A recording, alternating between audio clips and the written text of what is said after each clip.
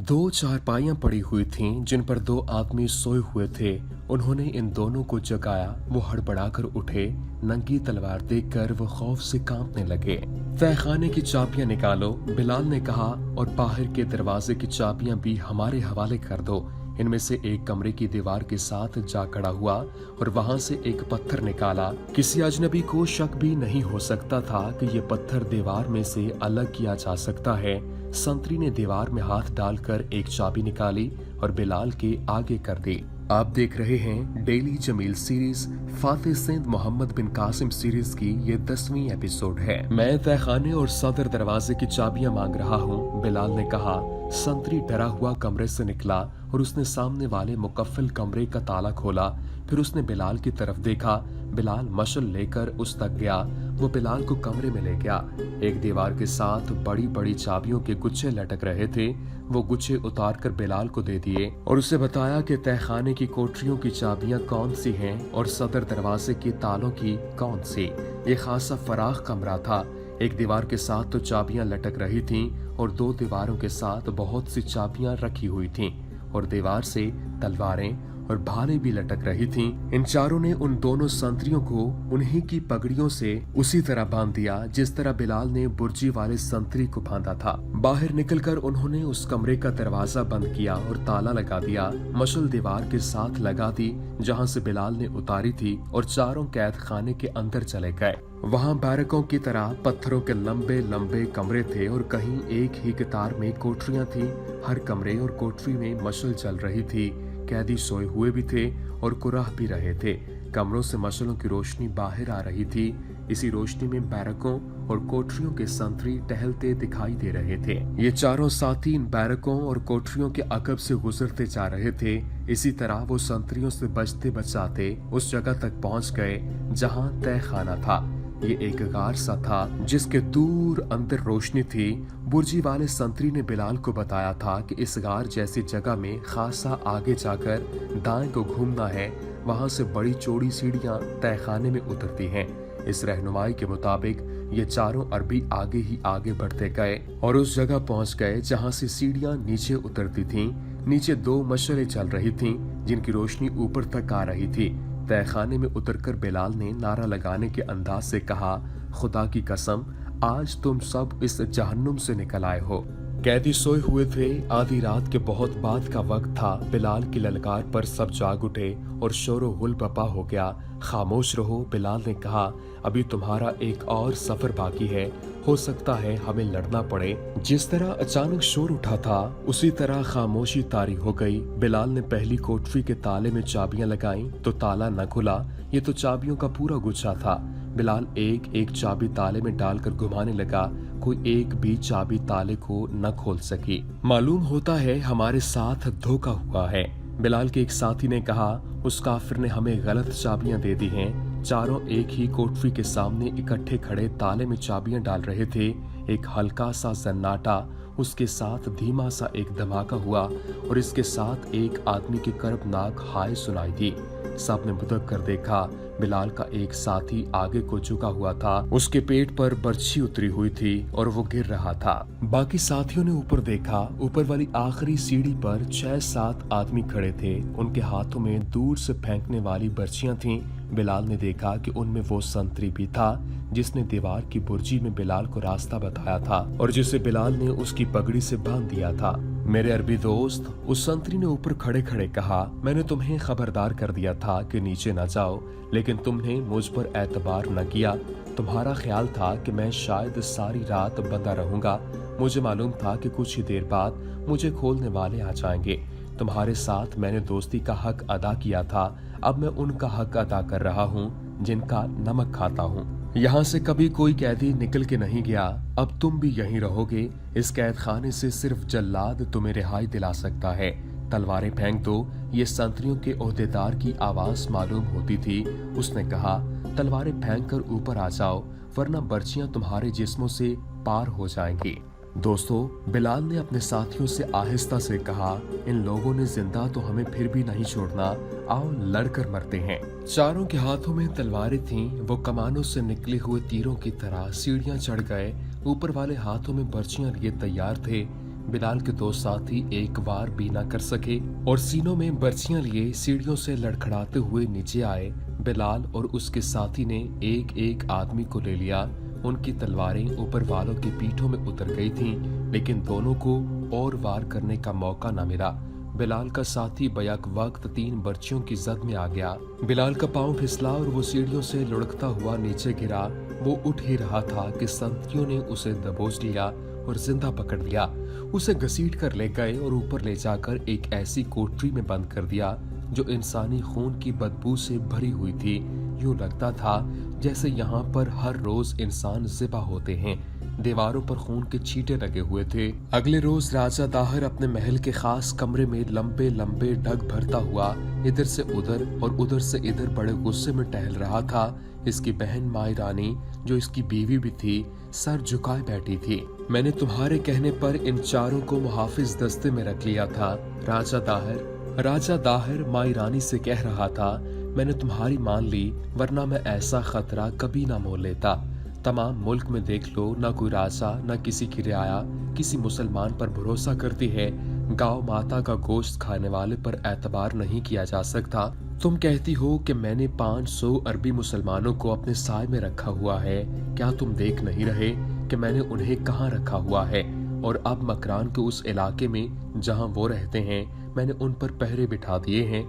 उनके इर्द गिर्द कुछ खाना बदोश कबीलों ने जाकर डेरे डाले हैं। वो खाना बदोश नहीं, वो सब मेरी फौज के सिपाही और ओहदेदार हैं जो अपने बाल बच्चों को साथ लेकर जाहिरी तौर पर वहाँ खाना बदोश की तरह रह रहे हैं। अरब से एक हमला और आएगा।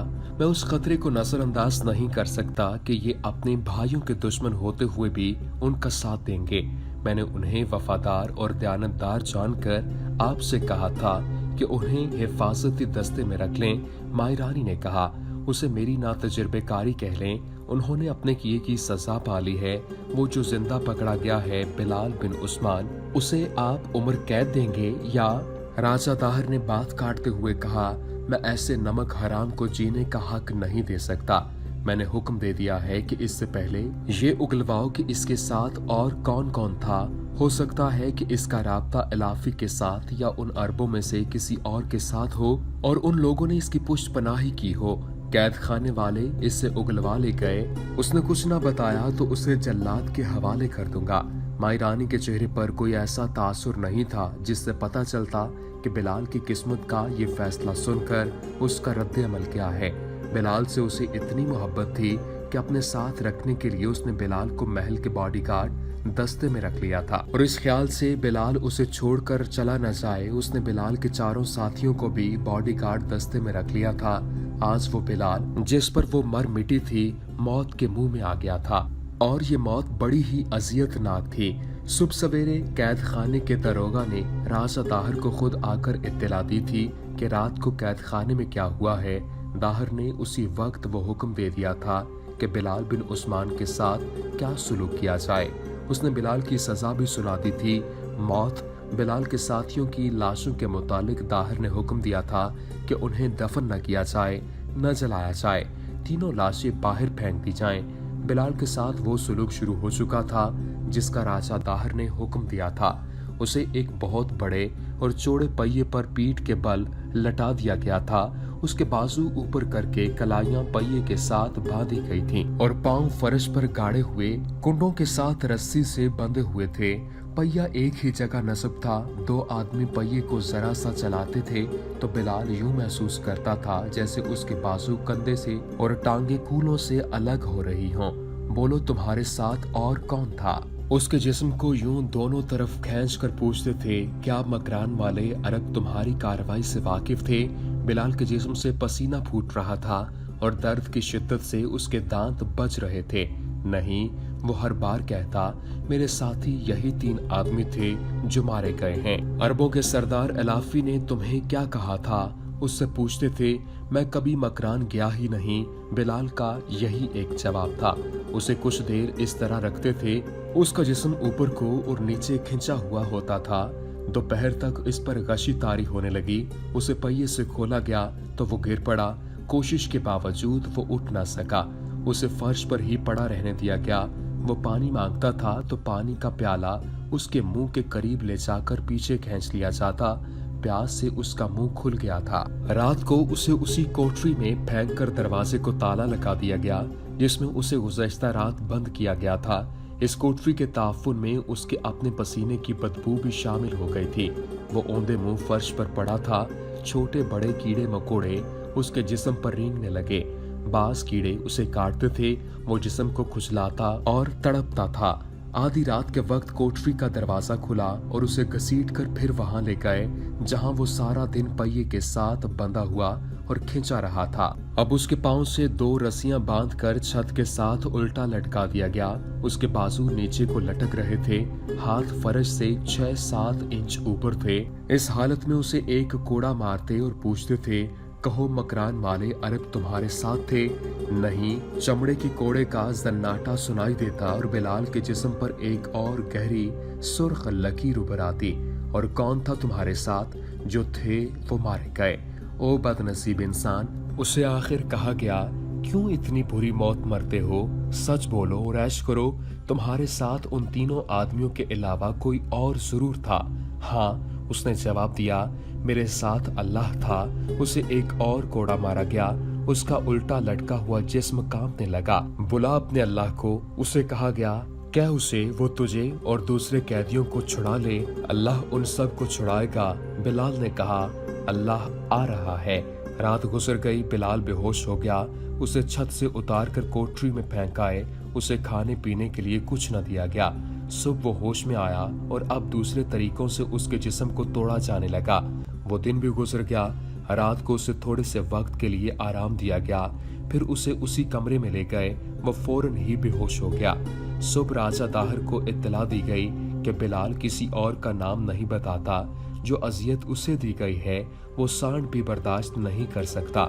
राजा दाहिर को बताया गया, मालूम होता है उसके साथ यही 3 साथी थे जो मारे गए थे और मकरान के अरब इसकी इस कार्रवाई से नावाकिफ लगते हैं। जल्लाद के हवाले कर दो। राजा दाहिर ने हुक्म दिया, लेकिन उसे खाने पीने के लिए कुछ दे दो। किसी को भूखा और प्यासा मारना अच्छा नहीं होता। बिलाल को खाना दिया गया, पानी भी दिया गया। इससे उसकी जुबान में बोलने की ताकत वापस आ गई। शाम को उसे बताया गया कि उसकी जिंदगी की आखिरी रात है। कोई आखिरी ख्वाहिश या बात हो तो बता दो। दारोगा ने उससे पूछा, मेरी ख्वाहिश एक ही है। उसने कहा, उन बेगुनाह मुसाफिरों को रिहा कर दो। औरतों और बच्चों को ही छोड़ दो। ये हमारे बस में नहीं। कुबला ने कहा, मैंने माई रानी की बहुत खिदमत की है। उसने कहा, अगर वो यहाँ आ सके तो मैं उसे आखिरी बार देख लूं और उससे माफी मांग लूं। ये भी नहीं हो सकता। दारोगा ने कहा, रानी को हम कैसे बुला सकते हैं? मरने से पहले मुझ पर यह करम करो। बिलाल ने कहा, माई रानी तक मेरा पैगाम पहुंचा दो, वो आ जाएगी। कैद खाने का हाकिम अच्छा आदमी था। उसे एक ख्याल आ गया। उसने बिलाल से कहा, अगर तुम्हें ये तवक्को है कि माई रानी तुम्हारे पैगाम पर आ जाएगी तो उसे ये भी कहूँ कि तुम्हें माफी दिला दे। वो राजा से हर बात मनवा सकती है। हो सकता है वो तुम्हें मौत की सजा से बचा ले। सुबह माई रानी कैद खाने में आ गई। बिलाल को बजा तौर पर तवक्को थी कि माई रानी उसके कहने के बगैर ही उसे माफी दिला देगी। माई रानी रानियों की तरह आई। उसके साथ बड़ी शानदार वर्दी में 10-12 मुहाफिज थे। वो इस कोठरी के सामने आन खड़ी हुई। सलाखों में से उसे बिलाल फर्श पर बैठा हुआ नजर आ रहा था। वो घुटनों में सर दिए बैठा था।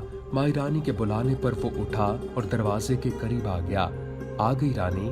बिलाल ने कहा, मुझे उम्मीद थी कि तुम जरूर आओगी और मुझे उम्मीद नहीं थी कि तुम इतना बड़ा जुर्म करोगे। माई रानी ने कहा, मैं अपने वतन के मासूम कैदियों को रिहा कराना चाहता था।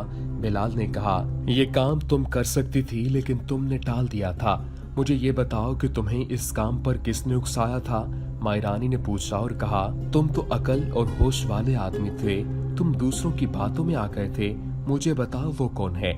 इस सवाल पर तो उन लोगों ने मेरी हड्डियां भी तोड़ दी हैं। बिलाल ने कहा, मेरे जिस्म के जोड़ अलग हो गए हैं। मेरे पास इस सवाल का जवाब नहीं है।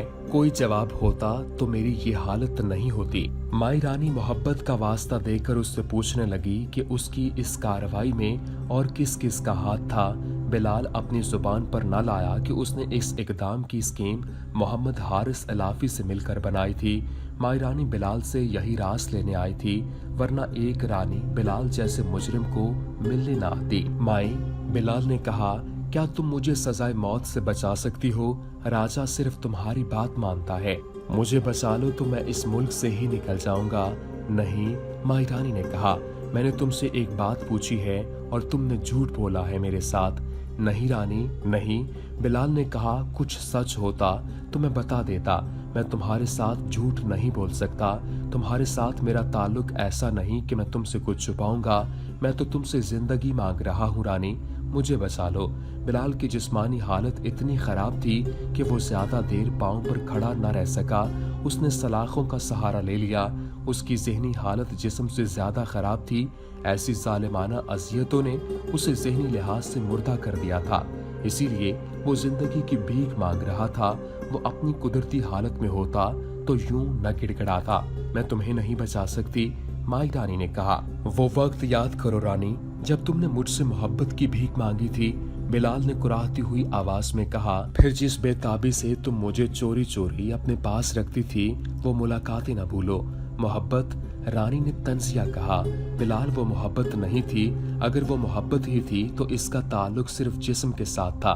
मुझे तुम्हारी जरूरत थी और मैंने तुम्हें ऐसे ही पाला था जैसे पालतू जानवर को घर में रखते हैं। वो वक्त गुजर गया है, जवानी गुजर गई है, इसीलिए मैं तुम्हें कहा करती थी कि मजहब का नाम न लिया करो। अगर तुम्हारी मोहब्बत मेरे दिल में उतरी हुई होती तो मैं तुम्हारी खातिर तुम्हारे मजहब में दाखिल हो जाती या फिर तुम्हें अपने मजहब में दाखिल कर लेती। अब तुम हमारे मुजरिम हो, अपने जुर्म को देखो। अगर तुम राजा ताहिर होते तो क्या तुम ऐसे मुजरिम को बख्श देते? माई रानी वहां से हटी और तेज तेज चल पड़ी। कुबला उसके इंतजार में खड़ा था। क्या हुक्म है महारानी? कुबला ने पूछा। वही जो पहले था, माई रानी ने कहा। माई रानी कैद खाने से निकली तो बिलाल को कोठरी से निकाला गया। उससे चला नहीं जाता था। उसे घसीट कर ले गए और कैद खाने के अंदर एक अहाते में दाखिल कर दिया। उसके हाथ पीठ पीछे बांध दिए गए और उसके पांव भी बांधकर उसे घुटनों के बल बिठा दिया गया। जल्लाद ने उसका सर झुका दिया और एक चौड़ी तलवार के एक ही वार से उसका सर उसके जिस्म से अलग कर दिया। इससे एक दो रोज बाद सालार बदील बिन तैफा 300 सिपाहियों के साथ मकरान पहुंच गया। वहां के अमीर मोहम्मद बिन हारून ने 3000 सवारों को तैयारी का हुक्म दे रखा था। सालार बदील ने सिर्फ एक रात मकरान में कयाम किया और नमाज फजर के फौरन बाद देबल की तरफ कूच किया। मौरखों की तहरीरों से मालूम होता है कि मुसलमानों को अभी ये पता नहीं चला था कि जहाजों के मुसाफिरों को कहाँ रखा गया है। सालार बदील बिन ताफा को भी मालूम नहीं था। उसे ये जाहिर होता है कि मकरान के अमीर मोहम्मद बिन हारून को भी मालूम नहीं था। हुज्जाज बिन यूसुफ का हुक्म ये था कि सबसे पहले देबल पर कब्जा कर लिया जाए। ये सिंध की वाहिद बंदरगाह थी। बंदरगाह हाथ आ जाने से समंदर के रास्ते कमक और रसद भेजने में आसानी हो जाती थी। इस हुक्म के तहत सालार बदील ने देबल का रुख किया। फातेह सिंध मोहम्मद बिन कासिम सीरीज का सिलसिला जारी है। इससे आगे क्या हुआ वो आपको अगली एपिसोड में बताएंगे। उम्मीद करते हैं कि आपको हमारी ये वीडियो पसंद आई होगी। वीडियो पसंद आने की सूरत में लाइक कीजिए, शेयर कीजिए और हमारे चैनल को सब्सक्राइब करना न भूलिएगा। वमा अलैना इल्लल बलागुल मुबीन।